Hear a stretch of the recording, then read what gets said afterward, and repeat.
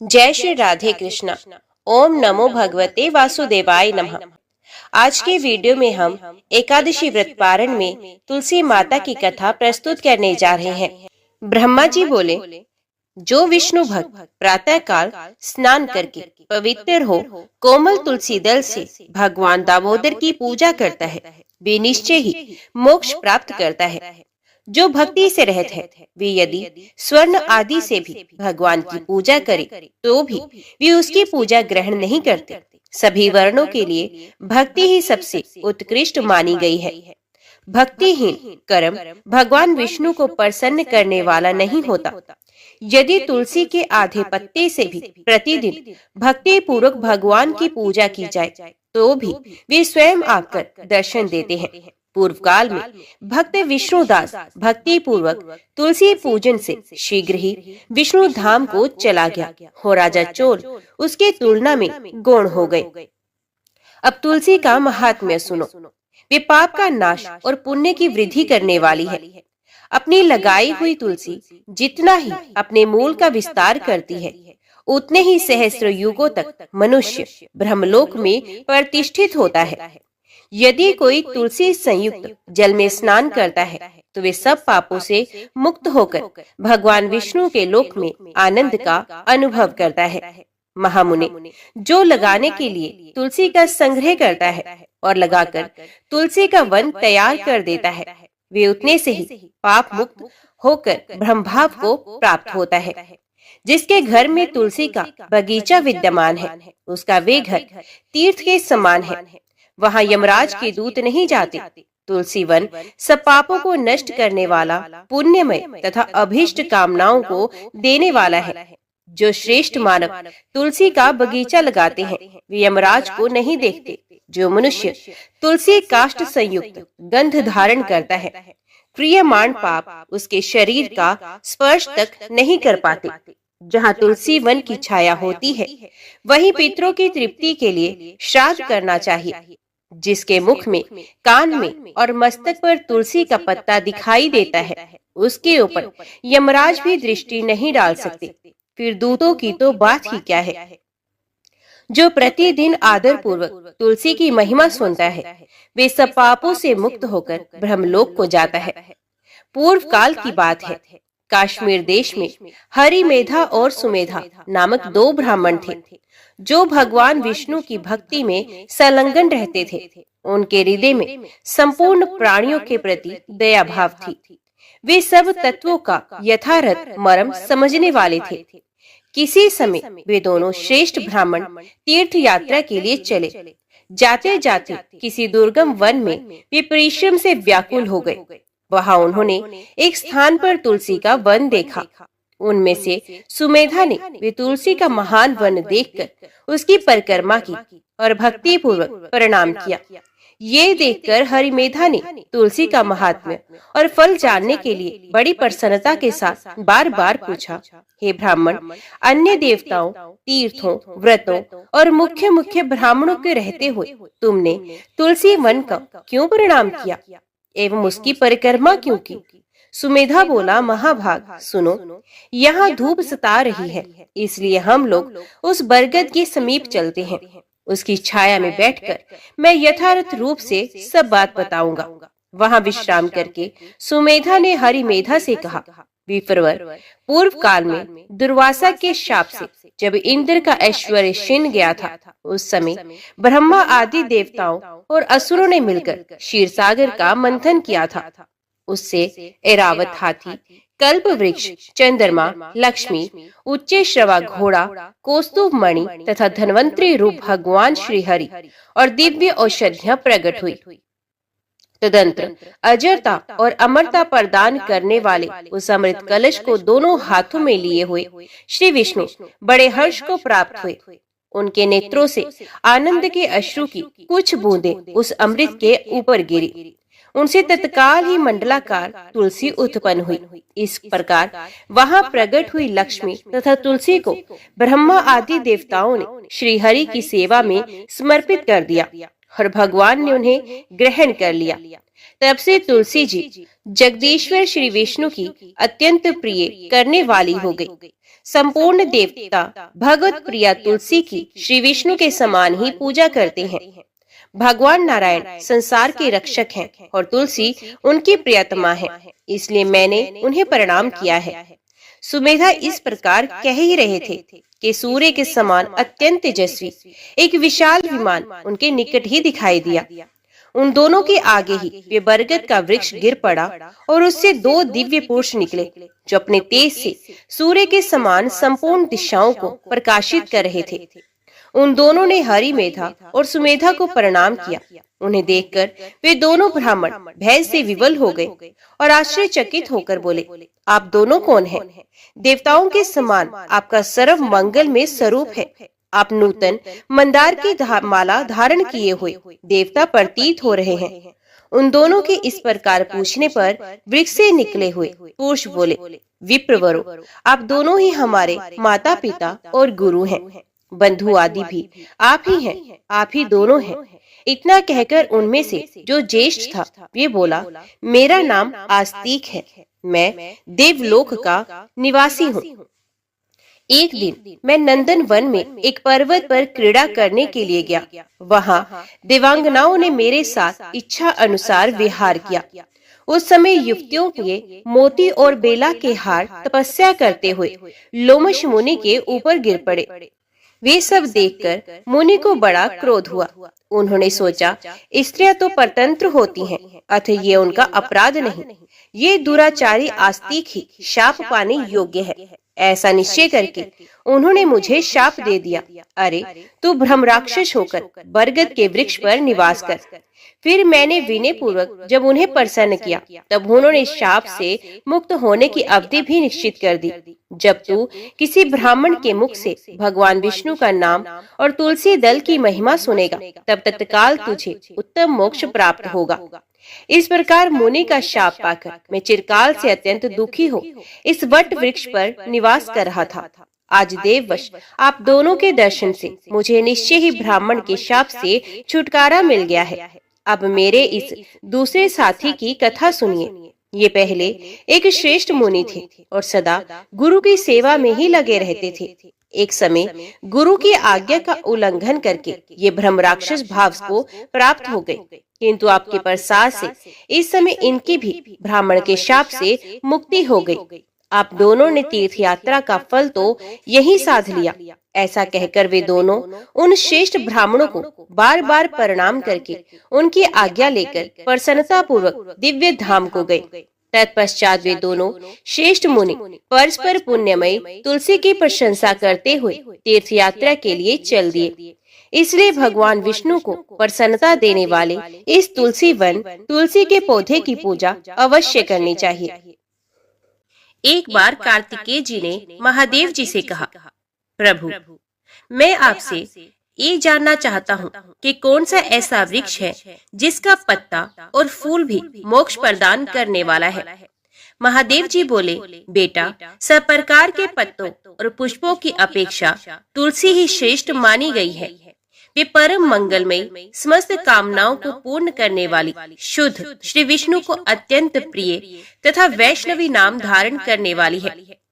वे संपूर्ण लोकों में श्रेष्ठ, शुभ तथा भोग और मोक्ष प्रदान करने वाली है।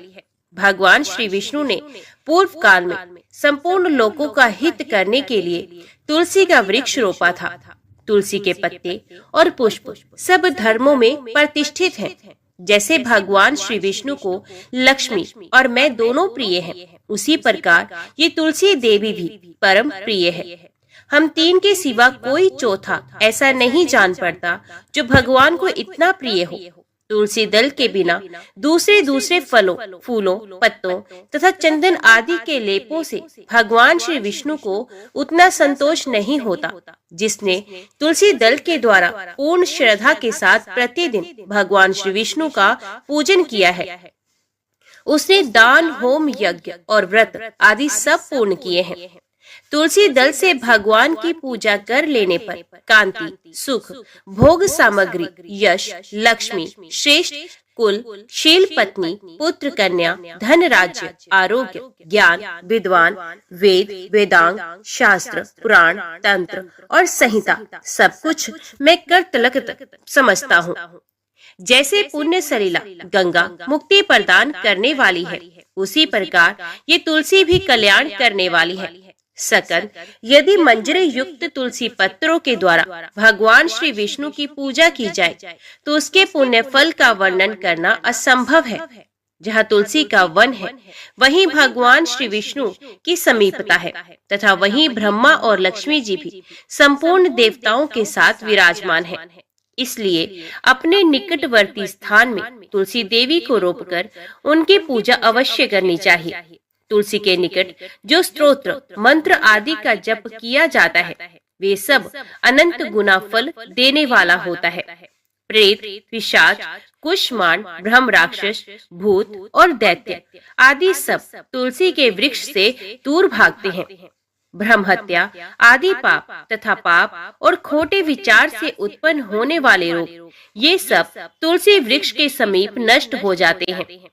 जिसने श्री भगवान की पूजा के लिए पृथ्वी पर तुलसी का बगीचा लगा रखा है, उसने उत्तम दक्षिणाओं से युक्त 100 यज्ञों का विधिवत अनुष्ठान पूर्ण कर लिया है।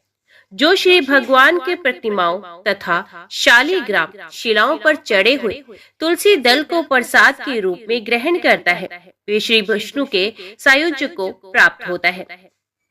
जो श्री हरि की पूजा करके उन्हें निवेदन किए हुए तुलसी दल को अपने मस्तक पर धारण करता है, वे पाप से शुद्ध होकर स्वर्गलोक को प्राप्त होता है।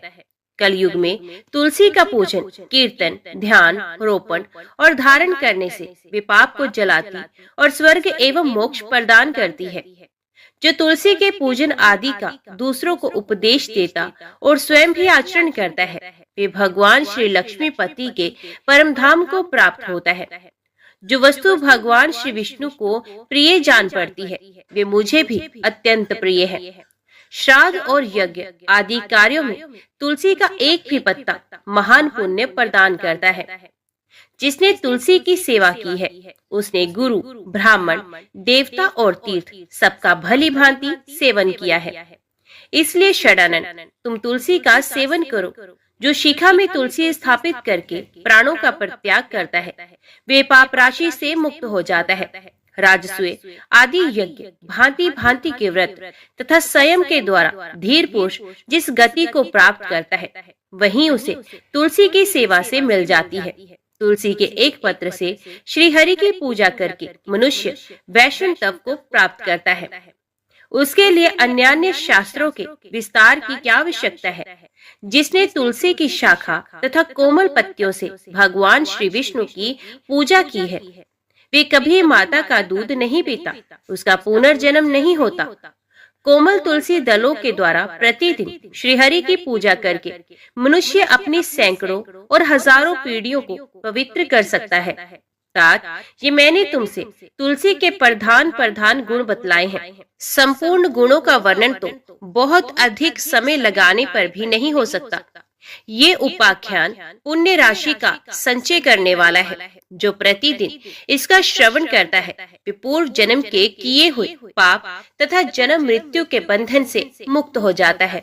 बेटा, इस अध्याय के पाठ करने वाले मनुष्य को कभी रोग नहीं सताते, अज्ञान उसके निकट नहीं आता, उसकी सदा विजयी होती है।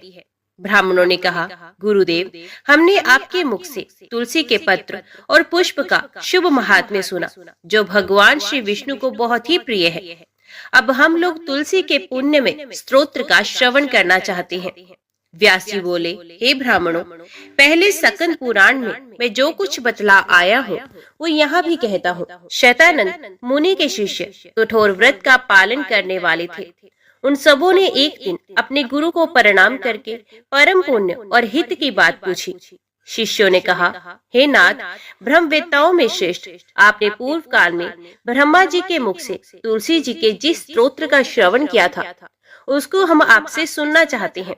शतानंद जी बोले, हे शिष्यगण, तुलसी का नाम उच्चारण करने पर असुरों का दर्प दलन करने वाले भगवान श्री विष्णु प्रसन्न होते हैं। मनुष्य के पाप नष्ट हो जाते हैं तथा उसे अक्षय पुण्य की प्राप्ति होती है, जिसके दर्शन मात्र से करोड़ों गोदान का फल होता है। उस तुलसी का पूजन और वंदन लोग क्यों न करें। कलयुग के संसार में वे मनुष्य धन्य हैं, जिनके घर में शालिग्राम शिला का पूजन संपन्न करने के लिए प्रतिदिन तुलसी का वृक्ष भूतल पर लहलहाता रहता है। जो कलयुग में भगवान श्री केशव की पूजा के लिए पृथ्वी पर तुलसी का वृक्ष लगाते हैं, उन पर यदि यमराज अपने किंकरों सहित रुष्ट हो जाए तो भी वे उनका क्या कर सकते हैं। तुलसी, तुम अमृत से उत्पन्न हो और केशव को सदा ही प्रिय हो। हे कल्याणी, मैं भगवान की पूजा के लिए तुम्हारे पत्तों को चुनता हूँ। तुम मेरे लिए वरदायिनी बनो। तुम्हारे श्रीअंगों से उत्पन्न होने वाले पत्रों और मंजरियों द्वारा मैं सदा ही जिस प्रकार श्रीहरि का पूजन कर सकूं, वैसा उपाय करो। पवित्रांगी तुलसी, तुम कलिमल का नाश करने वाली हो। इस भाव के मंत्रों से जो तुलसी दलों को चुनकर उनसे भगवान वासुदेव का पूजन करता है, उसकी पूजा का करोड़ गुना फल मिलता है। देवेश्वरी, बड़े बड़े देवता भी तुम्हारे प्रभाव का गायन करते हैं।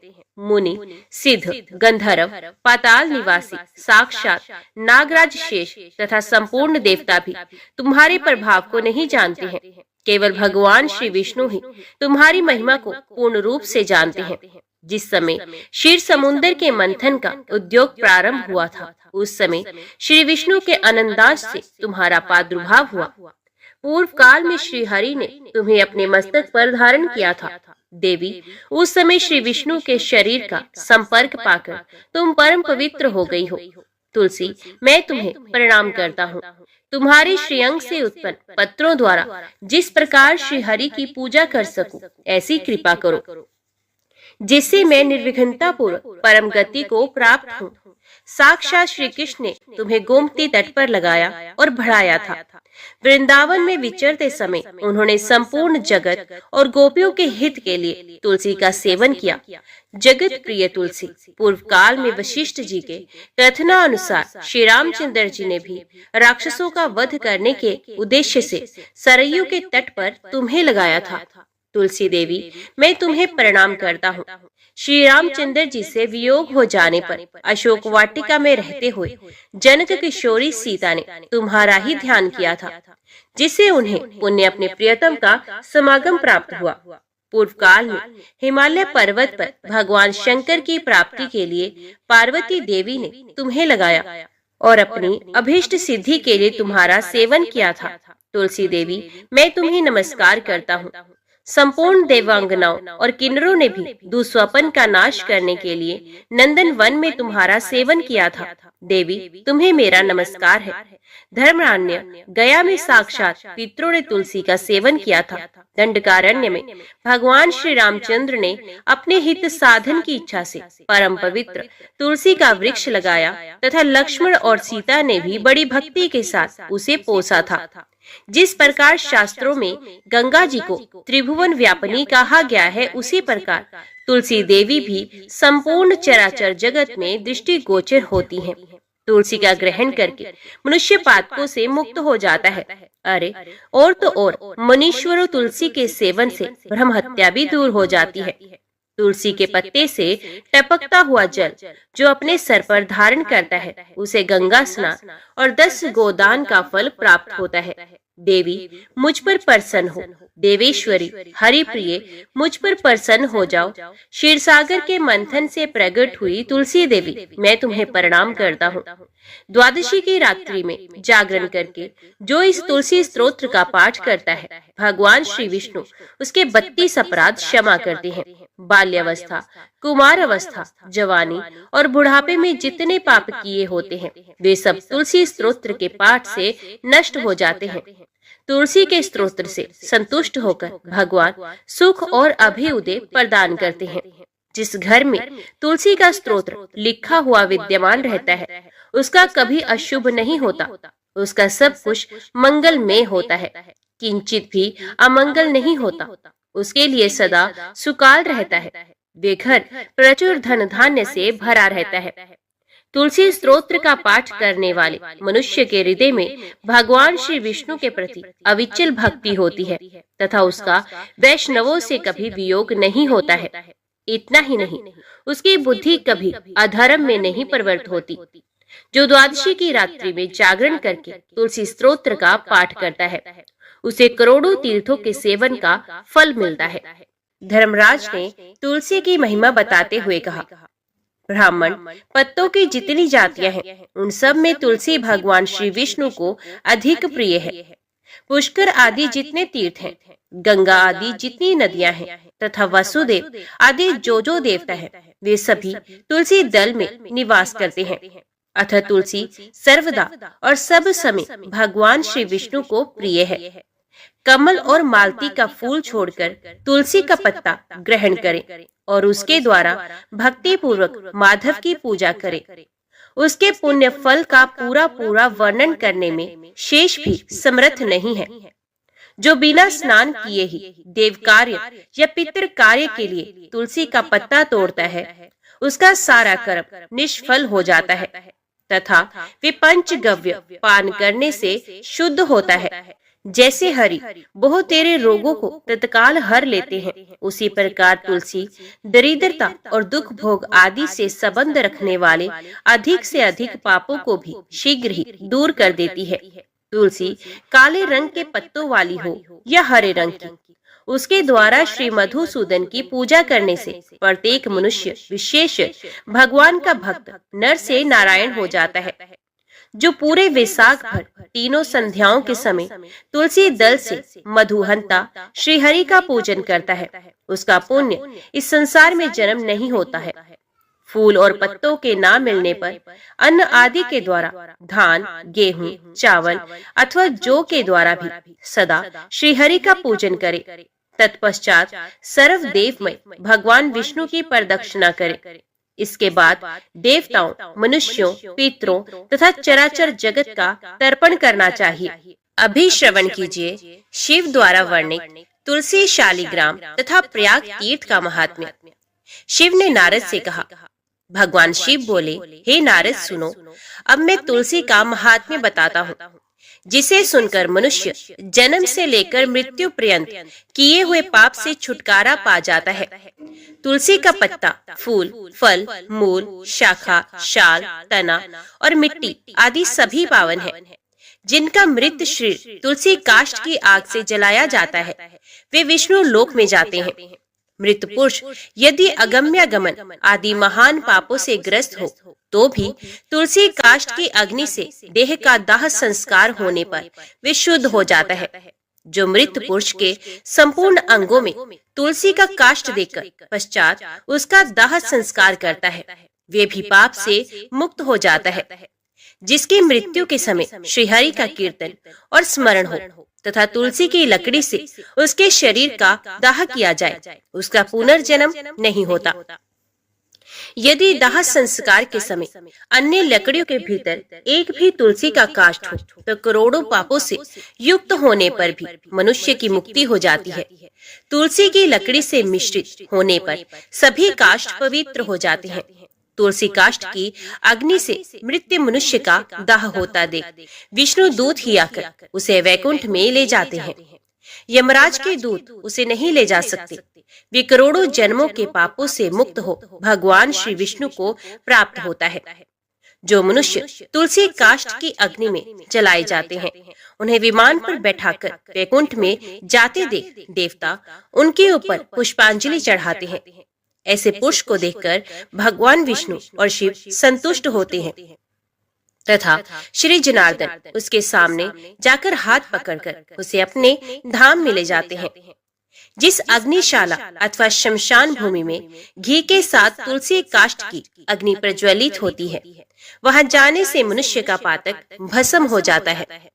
जो ब्राह्मण तुलसी काष्ठ की अग्नि में हवन करते हैं, उन्हें एक एक भात के दाने अथवा एक एक तिल में अग्निष्टोम यज्ञ का फल मिलता है। जो भगवान को तुलसी काष्ठ का धूप देता है, वे उसके फल स्वरूप 100 यज्ञानुष्ठान तथा 100 गोदान का पुण्य प्राप्त करता है।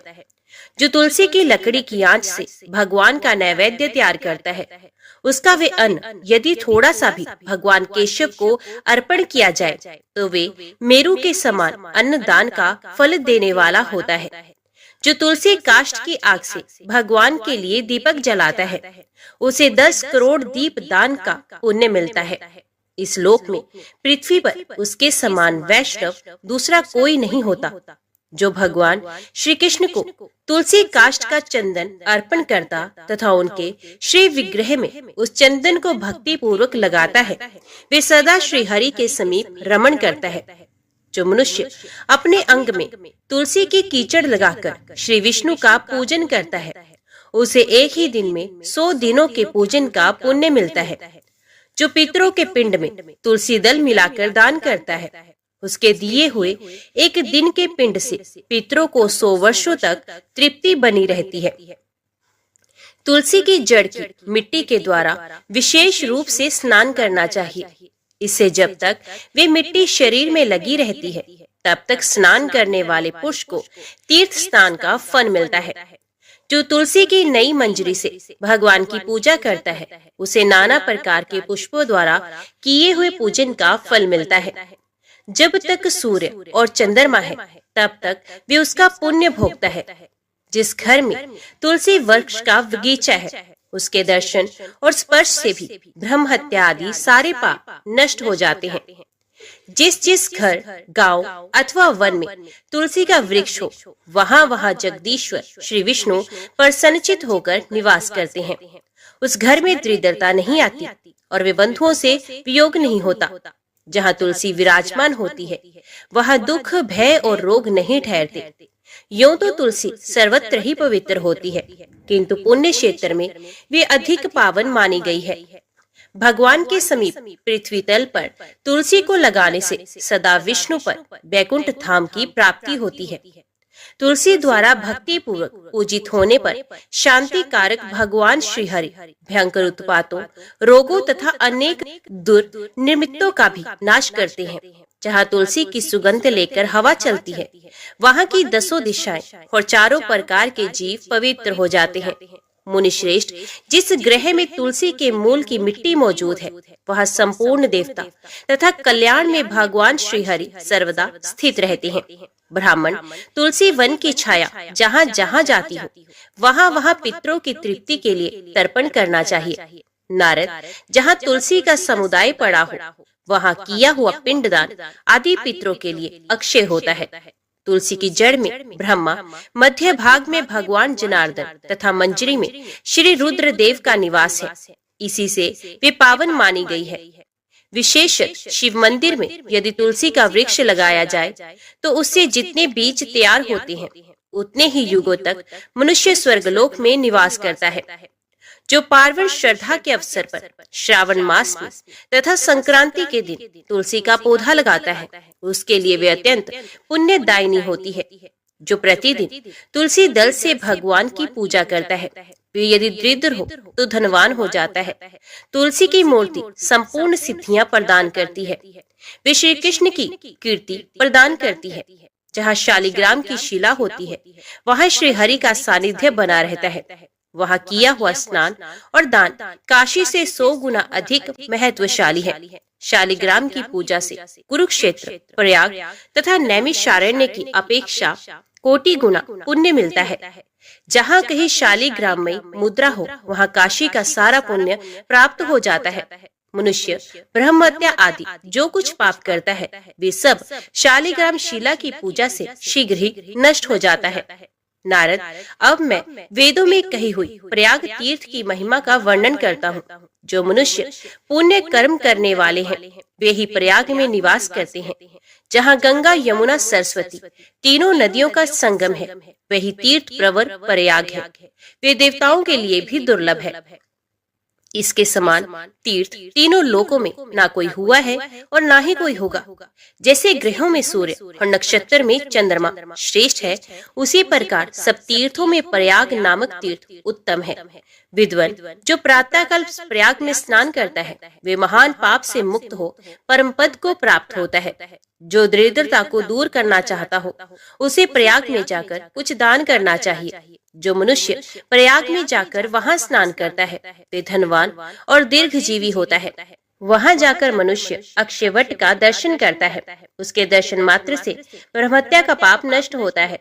उसे आदिवट कहा गया है। कल्पांत में भी उसका दर्शन होता है। उसके पत्र पर भगवान विष्णु शयन करते हैं, इसलिए वे अविनाशी माना गया है। विष्णु भक्त मनुष्य प्रयाग में अक्षयवट का पूजन करते हैं। उस वृक्ष में सूत लपेटकर उसकी पूजा करनी चाहिए। वहाँ माधव नाम से प्रसिद्ध भगवान विष्णु नित्य विराजमान रहते हैं। उनका दर्शन अवश्य करना चाहिए।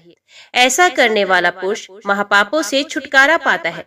देवता, ऋषि और मनुष्य सभी वहाँ अपने अपने योग्य स्थान का आश्रय लेकर नित्य निवास करते हैं।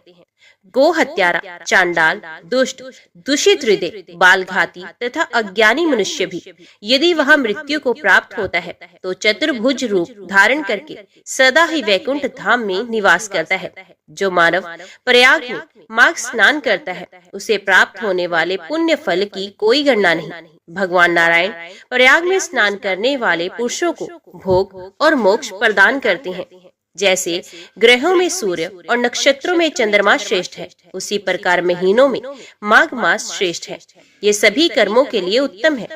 विद्वान ये माघ मकर का योग चराचर त्रिलोकी के लिए दुर्लभ है, जिसमें यत्न पूर्वक 7, 5 अथवा 3 दिन भी प्रयाग स्नान कर लेता है उसका अभय उदय होता है। मनुष्य आदि चराचर जीव प्रयाग तीर्थ का सेवन करके वैकुंठ लोक को प्राप्त होते हैं। दिव्य लोक में रहने वाले जो वशिष्ठ और सनकादि ऋषि हैं, वे भी प्रयाग तीर्थ को बारंबार सेवन करते हैं। विष्णु, रुद्र और इंद्र भी तीर्थ प्रवर प्रयाग में निवास करते हैं। प्रयाग में दान और नियमों के पालन की प्रशंसा होती है। वहाँ स्नान और जलपान करने से पुनर्जन्म नहीं होता। श्री भगवान कहते हैं, हे ब्राह्मण, कांपिल्य नगर में वीरबाहु नाम से प्रसिद्ध एक राजा हो गए हैं। वे सत्यवादी, क्रोध पर विजय पाने वाले, ब्रह्म ज्ञानी तथा मेरे भक्त थे। उनका स्वभाव बड़ा दयालु था। वे वैष्णवों के भक्त थे और मेरी कथा सुनने में सदा रुचि रखते थे। दानी, विद्वान, क्षमाशील, प्राकर्मी, जितेंद्रिय तथा अपनी ही स्त्री से स्नेह रखने वाले थे। उनकी स्त्री पतिव्रता, परम साध्वी तथा मेरी भक्ति में तत्पर रहने वाली थी। अपनी उस रानी के साथ वे समूची पृथ्वी का पालन करते और मेरे सिवा दूसरी किसी देवता को नहीं जानते थे। एक दिन महामुनि भारद्वाज महात्मा वीरबाहु के घर पधारे। उन्हें देखकर राजा ने विधि पूर्वक अर्घ्य दे उनका स्वागत सत्कार किया। अपने ही हाथ से उनके लिए आसन बिछाया और बड़ी भक्ति से प्रणाम करके मुनि के आगे खड़े होकर बोले, हे ब्रह्म ऋषि, आज मेरा जन्म सफल हो गया। परमात्मा भगवान विष्णु मुझ पर प्रसन्न है, जिससे आप जैसे योगी राज ने आज मेरे घर पर पर्दापण किया है। आपकी पवित्र दृष्टि पड़ने से आज मैं कोटि कोटि पापों से मुक्त हो गया। भारद्वाज बोले, हे महाभाग, तुम विष्णु भगवान के भक्त हो। उत्तम प्रजाओं से युक्त ये धरती धन्य है जिसकी तुम रक्षा करते हो। जहाँ का राजा भगवान विष्णु का भक्त ना हो, उस राज्य में निवास नहीं करना चाहिए। जंगल और तीर्थ में निवास करना अच्छा है, परंतु वैष्णवहीन राज्य में रहना कदापि श्रेयस्कर नहीं। जहाँ भगवत भक्त राजा इस पृथ्वी का शासन करता है, उस पाप शून्य राज्य को वैकुंठ मानना चाहिए। जैसे मंत्रहीन आहुति, मरे हुए बछड़े वाली गाय का दूध, दशमी विद्या एकादशी, लंबे लंबे केश रखने वाली विधवा तथा स्नान के बिना व्रत, ये सब श्रेष्ठ नहीं माने जाते। उसी प्रकार बिना वैष्णव का राज्य भी अच्छा नहीं है। राजन, मैंने जो तुम्हारी ओर देखा है उस मेरी दृष्टि सफल हो गई। जो तुम्हारे साथ वार्तालाप करती है वे मेरी वाणी भी आज सफल हो गई। तुम भगवान विष्णु के भजन में तत्पर रहने वाले परम पवित्र राजा हो। मैंने तुम्हारा दर्शन कर लिया। तुम्हारा कल्याण हो, तुम सुखी रहो। अब मैं जाऊंगा। इसी समय महारानी कांतिमती ने भी आकर मुनि श्रेष्ठ भारद्वाज को प्रणाम किया।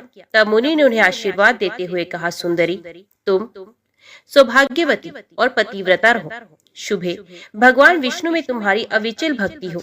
तत्पश्चात राजा ने पूछा, मुनि श्रेष्ठ, मैंने पूर्व जन्म में कौन सा पुण्य किया जिससे मुझे अकंटक राज्य, गुणवान पुत्र, मुझ में मन लगाए रखने वाली परम सुंदरी एवं भगवत भक्त पत्नी आदि की प्राप्ति हुई। मुने, मैं कौन था और मेरी ये स्त्री कौन थी? भारद्वाज ने कहा, राजन, तुम पूर्व जन्म में जीव हिंसा परायण शूद्र थे, नास्तिक, दुराचारी, परिस्त्रीगामी, कृतघ्न, उदंड और सदाचार शून्य थे। परंतु तुम्हारी जो स्त्री थी, ये पूर्व जन्म में भी तुम्हारी ही पत्नी थी। इसके लिए मन, वाणी और क्रिया द्वारा सेवन करने योग्य तुम्हारे सिवा दूसरा कोई नहीं था। ये पतिव्रता नारी निरंतर तुम्हारी ही सेवा में रहती थी। तुम पाप कर्मी थे, इसलिए मित्रों ने तुम्हारा साथ छोड़ दिया, भाई बंधुओं ने तुम्हारा त्याग कर दिया। तुम्हारे पूर्वजों ने जो धन संचित कर रखा था वे सब नष्ट हो गया। धन नष्ट हो जाने पर भी तुम्हें भोग की अभिलाषा ज्यों की त्यों बनी रही। पूर्व कर्मों के परिणाम से तुम्हारी खेती भी चौपट हो गई। उस दशा में सबने तुम्हें छोड़ दिया, परंतु इस साध्वी स्त्री ने प्रतिदिन क्षीण काय होती हुई भी तुम्हें नहीं छोड़ा। सब ओर से विफल मनोरथ होकर तुम निर्जन वन में चले गए और वहां अनेक प्रकार के जीवों को मारकर अपना पोषण करने लगे। इस प्रकार रहते हुए तुम्हें बहुत वर्ष बीत गए। एक दिन की बात है, एक महामुनि राह भूल कर उधर आ निकले। वे श्रेष्ठ ब्राह्मण थे और उनका नाम देव शर्मा था। उन्हें दिशा का भी ज्ञान नहीं था। वे भूख और प्यास के अत्यंत पीड़ित होकर दोपहर के समय वन में गिर पड़े। उस दुख से पीड़ित ब्राह्मण को देखकर तुम्हारे मन में दया आ गई। वे बूढ़े थे और तुमसे अपरिचित भी थे, तो भी तुमने उनका हाथ पकड़ उठाया और कहा, ब्रह्म ऋषि, तुम कृपा करके मेरे आश्रम पर चलो। वहाँ जल से भरा हुआ सरोवर है जो कमलों के समुदाय से सदा सुशोभित रहता है। वे आश्रम सुंदर फल फूलों वाले मनोहर वृक्षों से घिरा हुआ है। वहाँ ठंडे जल में स्नान करके नित्य क्रम करो, उसके बाद फल खाओ और शीतल जल पियो। ब्राह्मण को कुछ कुछ चेत हुआ और वे उस शूद्र का हाथ पकड़कर जलाशय के समीप बैठ गए। वहाँ सरोवर के तट पर वृक्ष की छाया में बैठे, फिर विधि पूर्वक स्नान करके देवताओं और पितरों का तर्पण करने के पश्चात भगवान विष्णु की पूजा की और शीतल जल पिया। वृक्ष के नीचे आकर जब वे विश्राम करने लगे, तब वो शूद्र ने अपनी स्त्री के साथ आकर मुनि को साष्टांग प्रणाम किया और बड़ी भक्ति से कहा, ब्रह्म ऋषि, आप हमारे अतिथि हैं और हम दोनों का उद्धार करने के लिए ही यहाँ पधारे हैं। आपके दर्शन मात्र से हमारे सब पापों का नाश हो गया। ये कहकर उसने अपनी स्त्री से कहा, प्रिय, इन ब्राह्मण देवता के लिए तुम स्वादिष्ट, कोमल, सरस, पके हुए तथा प्रिय लगने वाले फल अर्पण करो। ब्राह्मण बोला, बेटा, मैं तुम्हें नहीं जानता। पहले तुम अपनी जाति और कुल का परिचय दो, क्योंकि बिना जाने हुए ब्राह्मण के यहाँ भी भोजन नहीं करना चाहिए। शूद्र ने कहा, हे द्विश्रेष्ठ, मैं शूद्र हूँ। मेरे दुष्ट बंधुओं ने मुझे त्याग दिया है। वे दोनों इस प्रकार बात कर ही रहे थे, इतने में ही शूद्र की पत्नी ने ब्राह्मण के आगे फल परोस दिए। ब्राह्मण ने उन फलों का भोजन किया और ठंडा जल पीकर उनका चित्त बहुत प्रसन्न हुआ। वहाँ सुख पाकर उन्होंने वृक्ष के नीचे विश्राम किया। शूद्र ने भी घर में जाकर अपनी पत्नी के साथ भोजन किया और फिर ब्राह्मण के समीप आकर कहा, मुनि श्रेष्ठ, आप कहाँ से इस निर्जन वन में आए हैं? ब्राह्मण ने उत्तर दिया, हे महाभाग, मैं ब्राह्मण हूँ और प्रयाग जाना चाहता हूँ। अपरिचित मार्ग से चलकर इस भयंकर वन में आ गया। तुमने आज मुझे जीवन दान दिया, बोलो मैं तुम्हारा क्या उपकार करूँ? शूद्र बोला, राजा भीम से सुरक्षित विदर्भ नगरी मेरा निवास स्थान है। मैं महाराष्ट्र प्रांत का रहने वाला हूँ। मेरी जाति शूद्र है। मैं सदा पाप में ही लगा रहा। अपने वर्ण धर्म को मैंने छोड़ दिया। फिर बंधुओं ने मुझे त्याग दिया और मैं इस वन में चला आया। यहाँ प्रतिदिन जीव हिंसा करके अपनी स्त्री के साथ जीवन निर्वाह करता हूँ। महामुने, अब इस पातक से मुझे अत्यंत खेद और वैराग्य हो गया है। प्रभु, मुझ पापी के ऊपर कुछ दया कीजिए। द्विश्रेष्ठ, मेरे किसी पूर्व पुण्य के प्रभाव से आप यहाँ आए हैं। अब कृपा करके ऐसा उपदेश दे जिसके प्रभाव से मुझे अपनी पत्नी के साथ यमराज का दर्शन न करना पड़े। मैं भगवान विष्णु को छोड़कर और कुछ नहीं चाहता। देव शर्मा ने कहा, शूद्र, सहसा तुम्हारे मन में भगवान विष्णु के ऊपर जो ऐसी पूर्ण श्रद्धा बुद्धि हुई है, इससे तुम तीर्थ और व्रत के बिना ही करोड़ों पापों से मुक्त हो गए हो। आतिथ्य, सत्कार और भक्ति से तुम्हें भगवान विष्णु का पद प्राप्त हुआ। यूं कहकर देव शर्मा ब्राह्मण तीर्थराज प्रयाग को चले गए। राजन, तुमने जो कुछ भी पूछा था वे सब कुछ मैंने तुमसे कह सुनाया। राजा बोले, हे ब्राह्मण, संपूर्ण एकादशी की उत्तम विधि का उपदेश कीजिए जिससे भगवान विष्णु की प्रसन्नता प्राप्त हो। ऋषि ने कहा, राजन, सभी द्वादशी तिथियों को कल्याण में अखंड एकादशी व्रत का पालन करना चाहिए। दशमी को नक्त व्रत करें, एकादशी को दिन में और रात्रि में भी उपवास करें और द्वादशी को पारणा के साथ केवल एक बार भोजन करें। इसे अखंडा एकादशी कहते हैं। दिन के 8वें भाग में जब सूर्य की ज्योति मंद हो गई हो, उसी समय को नक्त जानना चाहिए। उसी में किए हुए भोजन को नक्त व्रत कहते हैं। रात्रि में भोजन करने का नाम नक्त व्रत नहीं है। कांसे के बर्तन में भोजन उड़द, मसूर, चना, कोदो, साग, शहद, दूसरे का अन्न, दोबारा भोजन और मैथुन, इन 10 वस्तुओं को विष्णु भक्त मनुष्य दशमी को त्याग दे। बार बार जलपान, हिंसा, अपवित्रता, असत्य भाषण, पान चबाना, दातन करना, दिन में सोना, मैथुन सेवन, जुआ खेलना, रात में सोना और पतित मनुष्यों से वार्तालाप करना, विष्णु भक्त पुरुष इन 11 बातों को एकादशी के दिन में त्याग दे। एकादशी को भगवान से प्रार्थना करें कि हे केशव, आज आपकी प्रसन्नता के लिए मेरे द्वारा दिन और रात में संयम नियम का पालन हो। मेरी सोई हुई इंद्रियों के द्वारा यदि स्वप्न में कोई विकलता भोजन या मैथुन की क्रिया हो जाए अथवा मेरे दांतों के अंदर यदि पहले से अन्न सटा हो, तो हे पुरुषोत्तम, इन सब बातों को क्षमा कीजिए। पापों से निर्वृत्त होकर जो गुणों के साथ वास किया जाए उसी को उपवास समझना चाहिए। शरीर को सुखाड़ डालने का नाम उपवास नहीं है। पहले कही हुई 10 बातें तथा पराया अन्न, शहद और शरीर में तेल मलना आदि कार्य द्वादशी के दिन विष्णु भक्त पुरुष ना करे। फिर द्वादशी आने पर भगवान से इस प्रकार प्रार्थना करे, हे भगवान गरुड़ ध्वज, आज सब पापों का नाश करने वाली पुण्यमयी पवित्र द्वादशी तिथि मेरे लिए प्राप्त हुई है। इसमें मैं पारण करूंगा, अब प्रसन्न होइए। तदंतर ब्राह्मणों को भोजन कराकर स्वयं भोजन करें।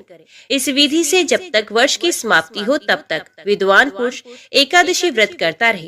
वर्ष पूरा होने पर उसका उद्यापन करे। हर मास के शुभ शुक्ल पक्ष में एकादशी का उद्यापन किया जाता है। उसमें विधि के जानने वाले 12 ब्राह्मणों को आमंत्रित करके 13वें विद्यज्ञ आचार्य को पत्नी सहित आमंत्रित करें। यजमान स्नान करके पवित्र हो, श्रद्धा एवं इंद्रिय संयम पूर्वक पादम, अर्घ्य और वस्त्र आदि सामग्रियों से आचार्य आदि का पूजन करें। तत्पश्चात आचार्य उत्तम रंगों से चक्र कमल संयुक्त सर्वतो भद्र मंडल बनाए। उस मंडल को श्वेत वस्त्र से आवेष्टित करें। फिर पंच पल्लव तथा पंच रत्न से युक्त कर्पूर और अगुरु की सुगंध से वासित जल पूर्ण कलश को लाल कपड़े से वेष्टित करके उसके ऊपर तांबे का पूर्ण पात्र रखे। साथ ही उस कलश को फूलों की मालाओं से भी आवेष्टित करे और उसे सर्वतो भद्र मंडल के ऊपर स्थापित करे। कलश के ऊपर भगवान श्री लक्ष्मी नारायण की स्थापना करे। तदंतर 12 मासों के अधिपतियों की स्थापना करके अखंड व्रत की पूर्ति के लिए उनका पूजन करना चाहिए। मंडल से पूर्व भाग में शुभ शंख की स्थापना करते हुए कहें, हे पांचजन्य, तुम पहले समुद्र से उत्पन्न हुए, फिर भगवान विष्णु ने तुम्हें अपने हाथों में धारण किया। संपूर्ण देवताओं ने तुम्हारे रूप को संवारा है, तुम्हें नमस्कार है। फिर सर्वतो ब्रह्मंडल के उत्तर दिशा में हवन के लिए वेदी बनाए और संकल्प पूर्वक वेदोक्त विष्णु संबंधी मंत्रों से हवन करें। फिर भगवान विष्णु की प्रतिमा का स्थापन और पुरुष सुख एवं पौराणिक शुभ मंत्रों से उसका पूजन करें। नैवेद्य चढ़ाएं, धूप दीप आदि उपहार भेंट करके आरती उतारें। फिर यक्ष कर्दम, कर्पूर, अगुर, कस्तूरी और कंकोल से बनाए हुए अंग लेप से पूजा करके परिक्रमा करें। ब्राह्मणों से स्वसित वाचन कराकर नमस्कार करें। उसके बाद ब्राह्मणों को आचार्य आदि क्रम से वैदिक मंत्रों का जप करना चाहिए। जबकि अंत में भगवान विष्णु का कलश के ऊपर स्थापन करना चाहिए। सवेरे दिन निकलने पर नीचे लिखे क्रम से हवन करें। यज्ञ अग्नि क्रिया प्रायण पुरुष पहले पात्र स्थापन करके विधि पूर्वक पूजा करने के पश्चात स्तुति करे। उसके बाद अपनी शाखा के गृह सूत्र में बताई हुई विधि के अनुसार चरु पूर्वक होम करे। चरु 2 पात्रों में तैयार करे। पुरुष सूकत के मंत्र से चरु की 16 आहुतियां दे तथा घृत युक्त पायस द्वारा 4 बार श्रेष्ठ आहुति प्रदान करे। उसके बाद पारदेश मात्र 100 पलाश की समिधाएं लेकर उन्हें घी में डुबो दे और मंत्रों से क्रम की सिद्धि के लिए उनका हवन करे। समिधाओं की 100 आहुति देने के बाद तिल की 200 आहुतियां दे। इस प्रकार वैष्णव होम करके गृह यज्ञ प्रारंभ करे। उसमें भी क्रमश समिधा होम, चरु होम और तिल होम करने चाहिए। तत्पश्चात स्वसित वाचन कराकर पूजन करें। फिर ऋत्विजों को दक्षिणा दें और भगवान की प्रसन्नता के लिए ब्राह्मण को एक दूध देने वाली गौ तथा सुंदर बैल दें। तदंतर ब्राह्मणों को 13 पद दान करें। सप्तनिक आचार्य को वस्त्रों से संतुष्ट करें और धन सहित महादान दें। पारण कर लेने पर रात को ब्राह्मणों को जल से भरे हुए वस्त्र वेष्टित 25 कलश दान करें। अपनी शक्ति के अनुसार व्रत का उद्यापन करना चाहिए। इस प्रकार अखंड एकादशी व्रत का वर्णन किया गया। जय श्री राधे कृष्ण। ओम नमो भगवते वासुदेवाय नमः। आज की वीडियो में इतना ही। उम्मीद करती हूँ वीडियो आपको पसंद आई होगी। वीडियो पसंद आई हो तो वीडियो को लाइक और चैनल को सब्सक्राइब जरूर कीजिएगा। जय श्री हरि लिखकर कमेंट बॉक्स में अपनी हाजिरी और अपने सुझाव देना ना भूलिएगा। तो मिलते हैं अगली कथा अगली वीडियो के साथ।